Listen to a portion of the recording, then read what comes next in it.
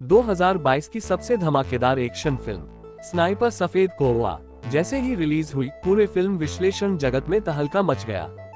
कहानी की गति, पात्रों की एक्टिंग, सब कुछ परफेक्ट। और हाँ, ये फिल्म असली कहानी पर आधारित है।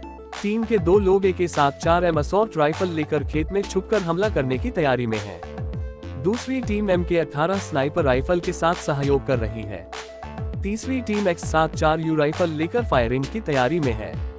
मिडिल कर्नल अपनी रेमिंगटन M700 XCR और SVD राइफल के साथ बिल्कुल तैयार हैं। जैसे ही टीम हमला करने वाली थी, एक अज्ञात कार तेज रफ्तार से आई। मिडिल कर्नल ने तुरंत हमला रोकने का आदेश दिया। हथियारबंद लोग कार को रोकते हैं और जांच करते हैं।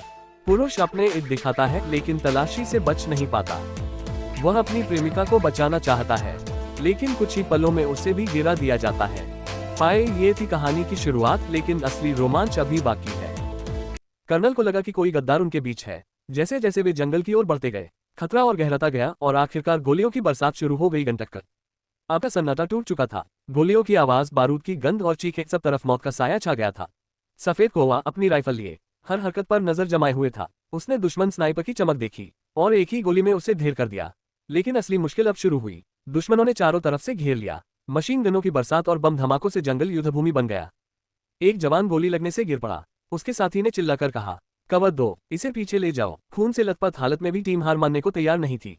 सफेद कौवा ने लगातार 3 और निशाने साधे। हर गोली अपने निशाने पर लगी, लेकिन दुश्मनों की संख्या बढ़ती जा रही थी। धुआं, बारूद और खून, जंगल अब मौत का मैदान बन चुका था। और तभी भारी बख्तरबंद गाड़ी की आवाज गूंजी। पेड़ों के बीच से एक डरावना साया निकल रहा था। कहानी ने नया मोड़ ले लिया था। असली खेल अब शुरू होने वाला था। दुश्मनों के खिलाफ जंग की शुरुआत कर दी थी, लेकिन अब असली खेल शुरू होता है। रात का सन्नाटा था, चारों ओर अंधेरा छाया हुआ था। अचानक दुश्मनों का काफिला इलाके में दाखिल हुआ। उनके पास भारी हथियार, मशीन गन और बम तक थे।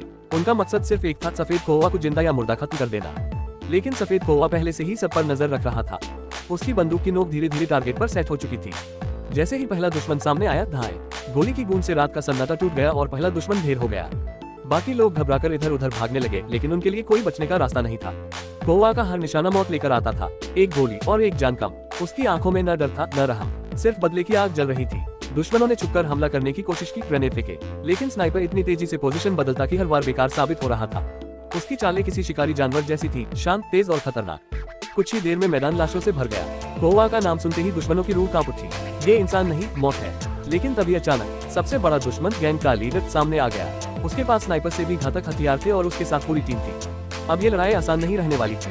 उंगली से दाहिनी ओर इशारा, क्या सफेद कौवा इस बार भी जीत पाएगा, या फिर दुश्मनों की चालाकी उस पर भारी पड़ जाएगी। गिन ने अपनी पत्नी के कातिलों में से एक को खत्म कर दिया था, लेकिन इसी लड़ाई में उसका साथी और कमांडर कर्नल शहीद हो गया।